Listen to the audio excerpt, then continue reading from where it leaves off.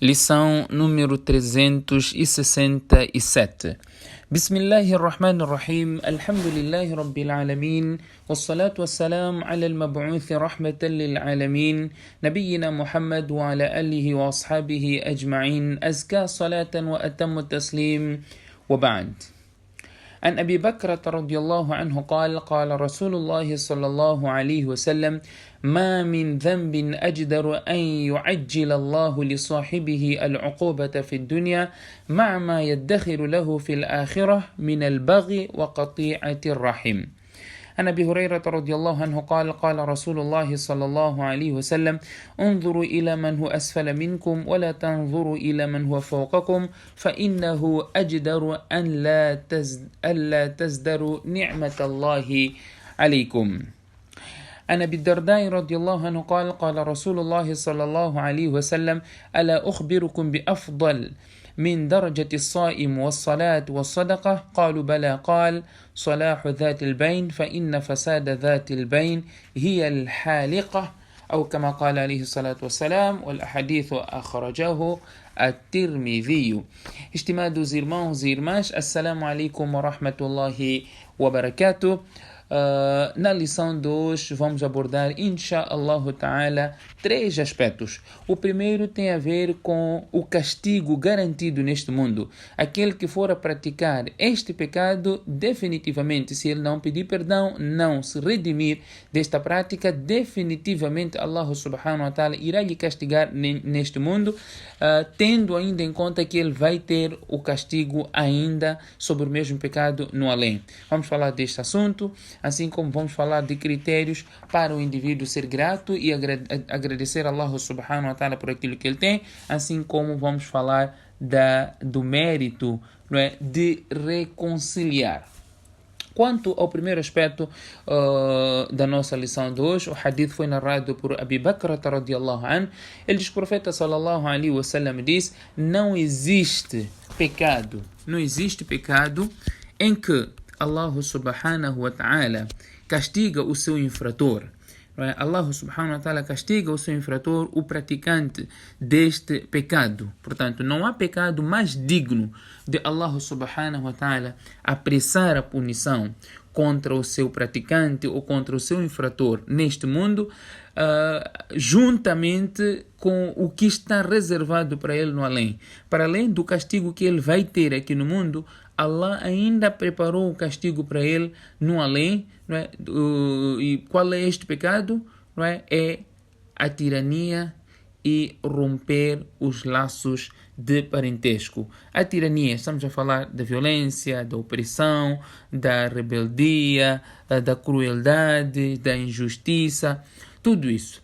Este pecado que o indivíduo pratica, portanto, não há pecado mais digno de Allah subhanahu wa ta'ala apressar a sua punição contra o seu praticante, contra o seu infrator neste mundo, junto com o que está reservado para ele no além, do que a tirania e romper laços de parentesco, laços de familiaridade. Portanto, esses 2 pecados. É verdade, no outro hadith vem mencionado mais um outro aspecto, mas nós, como estamos aqui a seguir esta nossa sequência, o hadith que estamos a falar hoje, conforme o hadith relatado pelo Imam Tirmidhi, o profeta sallallahu alaihi wasallam diz: aquele que rompe laços familiares, corta laços familiares, não é? E ele morre nesta situação, ele não, ou por outra, ele rompeu laços familiares, este já é motivo de Allah subhanahu wa ta'ala castigar o indivíduo ainda nesta face da terra. E quando a pessoa deixa de falar com alguém, com seu parente, ou seu familiar, é normal, como sempre dissemos, mas tem um limite para ele deixar de falar com um irmão muçulmano. Então são 3 dias, depois de 3 dias, se ele morre nesta situação, o profeta sallallahu alaihi wasallam diz: este indivíduo irá para o inferno.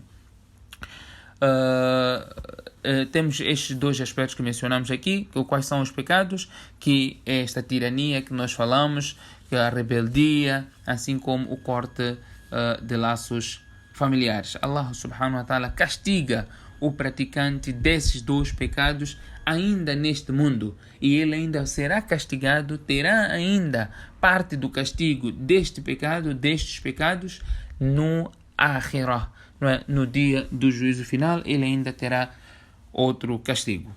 O segundo aspecto é relacionado ao critério que nós podemos optar para podermos ser gratos a Allah subhanahu wa ta'ala. Abu Huraira radiallahu anhu diz: "Unzuru ila man huwa asfala minkum." No outro hadith vem: "Idha nazara ahadukum ila man huwa fuddila fi rizq wal mal, falyanzur ila man huwa asfala minhu." E neste hadith, "Unzuru ila man huwa asfala minkum." O profeta sallallahu diz: olhem para quem está abaixo de vocês, ou olhe para aquele que está abaixo de ti e não para aquele que está acima de ti. Se assim fizeres, não é? Isso é mais digno para que não menospreze, para que tu não menosprezes, não é, os favores de Allah subhanahu wa ta'ala sobre ti. Portanto, nós temos que sempre olhar aquele que está abaixo de nós e não olhar para aquele que está acima de nós. Agora, nós olhamos para aquele que está abaixo de nós, nós vamos ser gratos a Allah, porque nós vamos ver que nós estamos acima de alguém. Se nós olhamos para cima, quem está acima de nós, a nossa vontade é de superar ou de estar no mesmo nível. Aí começa a cobiça, começa vários outros aspectos, até conspiração para nós alcançarmos aquela posição ou fazer ele cair e descer para a posição que nós estamos. Mas quando nós olhamos para baixo, para aquele que está abaixo de nós, nós somos gratos a Allah subhanahu wa ta'ala, que alhamdulillah, ou Allah, tu colocaste numa posição acima daquele posição acima de tal fulano. Não é? Hoje eu reclamo que o meu carro não é o último carro, o meu Toyota não é o mais novo carro, é segunda mão. Não olha para aquele que está a andar de limusine. Não é? Olha para aquele que não tem carro, aquele que anda com uma motorizada, aquele que anda de uma bicicleta. Teu carro é velho, teu carro não é novo, é um carro segunda mão. Mas é melhor do que uma bicicleta, do que uma motorizada, não é? Que está abaixo até do nível do teu carro. Portanto, é desta forma que nós vamos ser capazes de agradecer a Allah subhanahu wa ta'ala, ser gratos para aquilo que Allah subhanahu wa ta'ala nos deu. E se nós olhamos para aquele que está acima de nós, nós nunca vamos agradecer a Allah. Alhamdulillah, wallah, eu estou satisfeito com aquilo que tu fizeste para mim. Nós nunca vamos fazer isso. Por quê? Porque nós queremos só chegar lá. A todo custo queremos chegar lá, ou que ele caia, desça ao nível que eu estou. E nós não podemos ser gananciosos, não podemos ser invejosos, porque a inveja devora as nossas boas ações como a lenha devora o fogo. Portanto, esta é a recomendação do profeta sallallahu alaihi wasallam. E se nós não formos gratos a Allah, nós olhamos só aquele que está acima, não agradecemos a Allah, qual será a consequência? Allah subhanahu wa ta'ala poderá remover esta dádiva que nós achamos insignificante, porque estamos a cobiçar aquele que está acima de nós. E Allah poderá remover isto e nós ficamos completamente zero, ou sem aquela posição que você tinha antes poderá ser removida. Portanto, aqui o conselho do profeta sallallahu alaihi wasallam é: olhe para quem está abaixo de ti e não olhe para quem está acima de ti, pois isso é mais digno, não é? Para que não menosprezes os favores de Allah subhanahu wa ta'ala sobre ti. O terceiro aspecto e o último para a nossa lição de hoje é a questão da reconciliação. Abu Darda radiallahu anhu disse que o profeta sallallahu alaihi wasallam disse: "Ala ukhbirukum bi afdal min darajati as-sa'im wa salati wa sadaqa." Acaso não devo informá-los sobre o que é mais virtuoso do que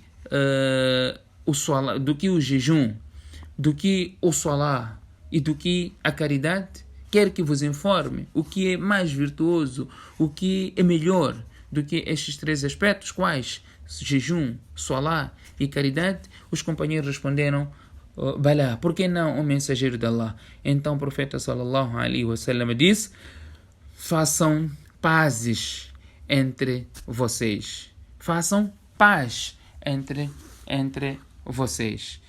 Vocês devem fazer paz, não devem ficar amargurados, né? Deve existir paz entre vocês, não é? Ninguém pode cortar laços, e se existir este corte de relação, não há paz, não há reconciliação, ou as pessoas não se falam. Portanto, reconciliem, entre vocês e isso vai trazer, não é? Ou por outra, a recompensa disso é conforme o hadith aqui mencionamos. E o contrário, não é? Cortar ou estragar essas relações, o profeta sallallahu alaihi wasallam disse que isso é halika, é destruidor ou destrutivo. Vocês quando cortam laços, vocês quando deixam de falar um com o outro e não fazem pazes, não é, com as pessoas, isto vai causar destruição para vocês. Portanto, nós temos que acatar com as palavras, não é, sábias do profeta sallallahu alaihi wasallam, porque essas palavras que ele falava são palavras que Allah subhanahu wa ta'ala instruía e revelava ao profeta sallallahu alaihi wasallam, e ele por sua vez transmitiu a nós, e essas palavras de jeito algum podem ser falsas, não há qualquer probabilidade de não ser verdadeiro, porque essas palavras vêm de Allah subhanahu wa ta'ala, portanto são palavras verdadeiras, com o seu sentido verdadeiro, com tudo para nós darmos certos e nós logramos os benefícios nessa face da terra, assim como no além. Que Allah subhanahu wa ta'ala conceda a todos nós a realidade deste hadith. Subhanakallahumma bihamdik, nashhadu an la ilaha illa ant, nastaghfiruka wa natubu ilayk.